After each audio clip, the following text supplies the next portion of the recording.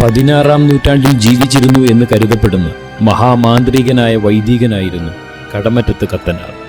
ഇദ്ദേഹത്തെക്കുറിച്ചുള്ള ഐതിഹ്യങ്ങളെപ്പറ്റി അറിവ് തരുന്ന പ്രമുഖ ഗ്രന്ഥമാണ് കൊട്ടാരത്തിൽ ശങ്കുണ്ണിയുടെ ഐതിഹ്യമാല.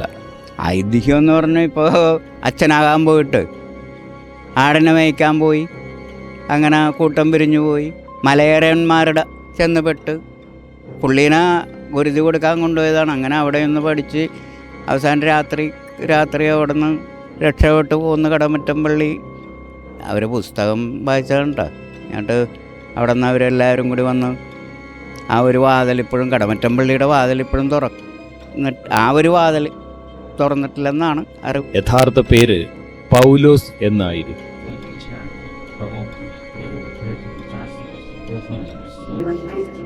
കടമുറ്റത്ത് കത്തനായിരുന്നു പഴയ നമ്മൾ അവിടെയുള്ള ഒരു സംഭവമാണ് ഇവിടെ എടുത്ത് ഇവർ പുനർജന്മമായിട്ട് നടത്തണത്. കടമുറ്റത്ത് കത്തനാരും അറിയാമല്ല, ഇവിടെ അല്ല, അത് വേറെ സ്ഥലത്ത്. അതാണിപ്പോൾ ഇവിടെ നടന്നുകൊണ്ടിരിക്കുന്നത്. അങ്ങനെയാണ്. അപ്പം അതിൻ്റെ അത് എന്ത് വിശ്വാസമാണ് മനുഷ്യർക്ക്, എല്ലാ മനുഷ്യർക്കും വിശ്വാസം കടന്നു കഴിഞ്ഞാൽ അതിൽ വിശ്വസിക്കുന്ന ഞാൻ എന്ത് കാരണം. അപ്പോൾ അതാണ് ഇപ്പോൾ ഇവിടെ നടക്കണത്. കടമുറ്റത്ത് കത്തനാരും അച്ഛനായിട്ടാണ് ഇവിടെ എല്ലാവരും വിശ്വസിക്കുന്നത്. ഞാൻ വന്നിപ്പോൾ ഇവിടെ പ്രാർത്ഥിക്കും. എനിക്ക് ആ പ്രാർത്ഥനയിൽ വിശ്വാസം ഉണ്ടെങ്കിൽ നാളെ ഞാൻ വരും. ആ വിശ്വാസം തകരാതിരിക്കണേ നാളെ ഞാൻ വരും, വിശ്വസിക്കാം. അതാണ് ഇപ്പം ഇവിടെ നടന്നുകൊണ്ടിരിക്കണം. വിശ്വാസം തകരാതിരിക്കണം. ആ വിശ്വസിക്കുന്നവൻ എല്ലാ ദിവസവും വന്ന് പ്രാർത്ഥിച്ച് അവരുടെ വഴി എങ്ങനെ അവർ അവിടെ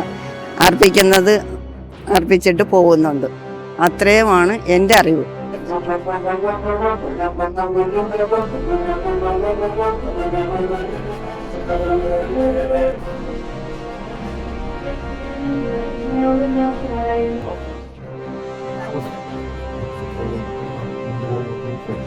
മാതാപിതാക്കൾ മരിച്ചു പോകുകയും സഹോദരന്മാരാരും ഇല്ലാതെ വരികയും ചെയ്തതിനാൽ ചെറുപ്പത്തിൽ തന്നെ അനാഥനായ അദ്ദേഹത്തെ കടമറ്റം പള്ളിയിലെ അച്ഛൻ എടുത്തു വളർത്തി നല്ല വിദ്യാഭ്യാസം നൽകുകയും സുറിയാനി തുടങ്ങിയ ഭാഷകൾ പഠിപ്പിക്കുകയും ചെയ്തു. ഹിന്ദു ശാസ്ത്രവും ക്രിസ്ത്യൻ ശാസ്ത്രവും കൂടി കൂട്ടിക്കുഴച്ചിട്ട് ഉള്ള ഒരു ഇതാണ്. പക്ഷെ അദ്ദേഹം ഈ പരമാത്മാവിനെ വിശ്വസിക്കുന്ന ആളാണ്. ദൈവത്തിനെ പ്രാർത്ഥിച്ചു കഴിഞ്ഞാൽ അത് ഏത് മതമാണെങ്കിലും ശരി, എന്താണെങ്കിലും ശരി. അതായത് എനിക്ക് മനസ്സിലായത് ഇതാണ്, മുസ്ലിങ്ങളുടെ കുടുംബത്ത് പോയി അന്ധവിശ്വാസങ്ങൾ കൂടുതൽ അങ്ങനെ മുറുകെ പിടിച്ചിട്ടൊന്നുമില്ല.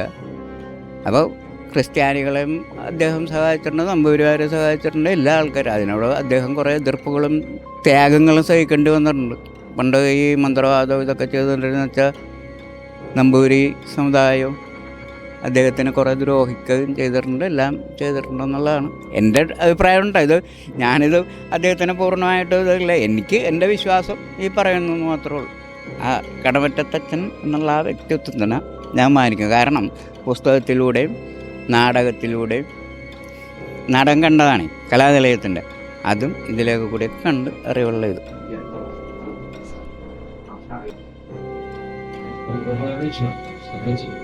വൈദിക പാഠങ്ങൾ എല്ലാം തന്നെ അദ്ദേഹം സ്വയം പഠിച്ചു എന്നാണ് വിലയിരുത്തപ്പെട്ടത്. 5-6 വർഷങ്ങൾ കൊണ്ട് അദ്ദേഹം ഒരു വൈദികൻ അറിഞ്ഞിരിക്കേണ്ട എല്ലാ കാര്യങ്ങളിലും നിപുണനായിത്തീർന്നു. കത്തനാരച്ചൻ അദ്ദേഹത്തെ ഒരു ഷെമ്മാശനായി വാഴിച്ചു. കത്തനാര് ഇപ്പോൾ നമ്മൾ കലാനിലയത്തിലൊക്കെ നമ്മൾ കാണിക്കുകയാണെങ്കിൽ ഒരിക്കലും മനുഷ്യ സഹജമല്ലാത്ത ഒരുപാട് അത്ഭുത പ്രവൃത്തികളൊക്കെ വള്ളമെടുത്ത് മറ്റേ മാന്ത്രികൻ വള്ളമെടുത്ത് തെങ്ങിൻ്റെ മുകളിൽ വെക്കുമ്പോൾ അത് തിരിച്ചു കൊണ്ടുവരുന്നതും കസേര വലിച്ചു മാറ്റുമ്പോൾ അത് തിരിച്ചു കൊണ്ടുവരുന്നതൊക്കെ കത്തനാര ഒരുപാട് താഴ്ത്തി കാണിക്കാൻ ശ്രമിക്കുമ്പോൾ ആ ദൈവത്തോട് ചേർന്ന് നിന്നുകൊണ്ട് ഒത്തിരി അത്ഭുത പ്രവൃത്തി ചെയ്തതായിട്ടാണ് നമുക്ക് മനസ്സിലാക്കാൻ കഴിഞ്ഞിട്ടുള്ളത്. പക്ഷേ ഞാൻ പറഞ്ഞത് കത്തനാരി കാണിച്ചിരിക്കുന്നതൊക്കെ ഒരു പക്ഷേ ഇത്രയൊന്നും ആയിരിക്കില്ല. പക്ഷേ മീഡിയയിലൂടെയും നമ്മളൊക്കെ അത് പൊരിപ്പിച്ച് കാണിക്കുന്നതായിരിക്കാം. പക്ഷേ ഈ പറഞ്ഞ രീതിയിലൊക്കെ ഒന്നും ചിലപ്പോൾ ചെയ്തിട്ടുണ്ടാവില്ല. പക്ഷേ ചിലപ്പോൾ അതിലും വലുത് ചെയ്തിട്ടുണ്ടാവും. മൂത്ത കത്തനാരച്ചന് അക്കാലത്ത് നിരവധി പശുക്കൾ ഉണ്ടായിരുന്നു. അതിലൊന്ന് ഒരിക്കൽ മേയാൻ പോയ ശേഷം തിരികെ വന്നില്ല. അതിനെ അന്വേഷിക്കുവാനായി ഷെമ്മാശനും ഇറങ്ങി. എന്നാൽ അന്വേഷണത്തിനൊടുവിൽ മന്ത്രവാദികളായ കാട്ടുവാസികളുടെ ഇടയിൽ പെട്ടെന്നും അവരുടെ പക്കൽ നിന്ന് മന്ത്രവാദം പഠിച്ചെന്നുമാണ് ഐതിഹ്യം. മാന്ത്രികത്തിന് വിദഗ്ധനായിരുന്നു, അല്ലാണ്ട് മനുഷ്യരെ ഉപദ്രവിക്കുന്നതിനോ മൃഗങ്ങളെ ഉപദ്രവിക്കുന്ന അങ്ങനെയല്ല. അതുകൊണ്ട് അച്ഛന് വാദഭൂതകളെയൊക്കെ മാറ്റാൻ കഴിവുള്ളൊരു മനുഷ്യനായി, അങ്ങനെയാണ് പറഞ്ഞു കേട്ടിരിക്കുന്നത്. യക്ഷി കൂടിയ ആൾക്കാരൊക്കെ ഉണ്ടല്ലോ, അപ്പം അതിനെയൊക്കെ എൻ്റെ അച്ഛന് സേവ ഉണ്ടായിരുന്നു കടമറ്റത്തച്ഛൻ്റെ. ആ അച്ഛൻ അനുഗ്രഹിച്ച് ആ കൈ തൊട്ടാൽ അത് മാറ്റുന്ന ഒരാളായിരുന്നു. ദേഹത്ത് ദൈവം വന്നു കഴിയുമ്പോൾ ഓരോരുത്തർ വന്നു കഴിയുമ്പോൾ അവർക്ക് ദുരിതം ഉണ്ടെങ്കിൽ അവരുടെ കൈയോടെ അവരെ പിടിച്ചിട്ട് ഒന്നില്ലെങ്കിൽ എന്തെങ്കിലും കൈ കൊണ്ട് തന്നെ അവരെ അനുഗ്രഹിച്ച് അത് മാറ്റും. അല്ലെങ്കിൽ അവരോട് തേങ്ങ, നാളികേരോ അല്ലെ ചെറുനാരങ്ങ പറയും എടുക്കാനായിട്ട്. എന്നിട്ടത് എൻ്റെ കൈ കൊണ്ട് തന്നെ അവരെ ദേഹം ഒഴിഞ്ഞത് മാറ്റിയിട്ട് അത് ആറ്റിലെയോ കടലിലോ കളയാൻ സമർപ്പിക്കും. ഞാൻ അറിയില്ലല്ലോ, ഇത് വന്നു കഴിഞ്ഞെന്നാൽ ഓട്ടോമാറ്റിക്കലായിട്ട് നമ്മളുടെ കണ്ണടഞ്ഞായിരിക്കുന്നത്. അത് ദേഹത്ത് ദേവി വന്നു കഴിയുമ്പോൾ ആരെങ്കിലും അവിടെ ഇരുത്തും. പിന്നെ കൂടുതൽ പേര് അച്ഛൻ യക്ഷിയെ ബന്ധിച്ചതിൻ്റെ പേരാണല്ലോ. അച്ഛൻ കൂടുതൽ മൂർത്തികളെ മാറ്റുമല്ലോ, മാനസിക രോഗം മാറ്റും. പിന്നെ സന്താനം ഇല്ലാത്തവർക്ക് നമ്മൾ അതിനുള്ള ഉപദേശം നമുക്ക് അച്ഛൻ പറഞ്ഞു തരുന്നത് കൊണ്ടിട്ട് അതിൻ്റെതായ ജ്ഞാനം ഉള്ളതുകൊണ്ട് ആ ഉപദേശം മറ്റുള്ളവർക്ക് പറഞ്ഞു കൊടുത്ത് അതിന് ചെറിയ മരുന്നുകളുണ്ട്, ആ വഴിക്ക് ഉപദേശം കൊടുക്കുക. കാര്യം ഇങ്ങനെ വന്നിട്ട് ഇവിടെ വന്ന് പ്രശ്നം പറയും.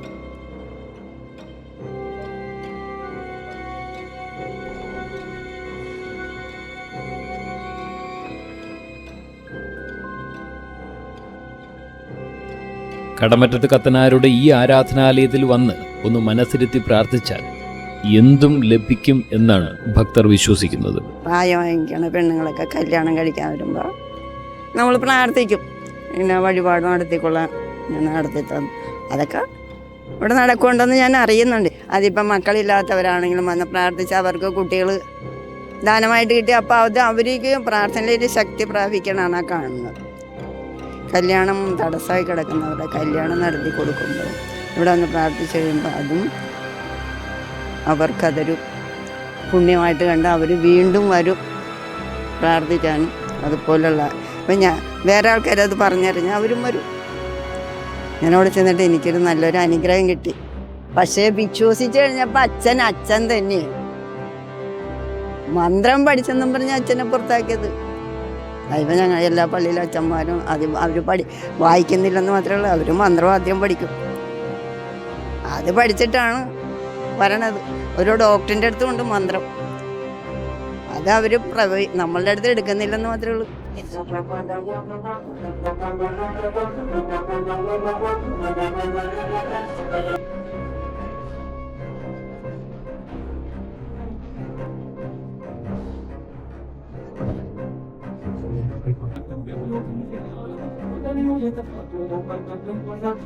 അതിനകത്ത് ഞാൻ മനസ്സിലാക്കിയെന്ന് പറഞ്ഞാൽ കടമത്ത് കത്തനാരെന്ന് പറഞ്ഞാൽ സഭയിൽ നിന്ന് മാറി നിന്നുകൊണ്ട് പുള്ളിയുടെ അത്ഭുത പ്രവൃത്തികൾ പുള്ളി സഭയോട് ചേർന്ന് നിൽക്കാതെ ഒരുപാട് കാര്യങ്ങളൊക്കെ ചെയ്തത് മൂലം സഭയിൽ നിന്ന് പുറത്താക്കപ്പെട്ടെങ്കിലും പുള്ളി ദൈവത്തോട് ചേർന്ന് നിന്നുകൊണ്ട് ഒത്തിരി അത്ഭുതങ്ങളൊക്കെ പ്രവർത്തിച്ച് അതാണിപ്പം നമുക്ക് എല്ലാവർക്കും മനസ്സിലാക്കാൻ കഴിയുന്നത്.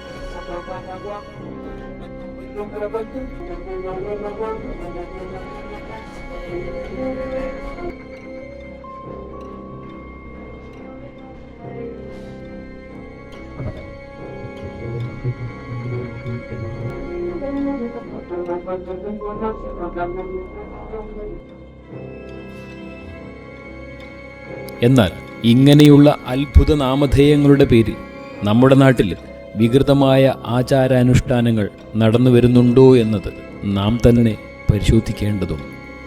നന്മയേത് തിന്മയേത് എന്ന് തിരിച്ചറിയുവാനാകാതെ ഒരു ജനസമൂഹം പുതുവിസ്മയ കാഴ്ചകൾ തേടി ഞങ്ങൾ യാത്രയാവുകയാണ്.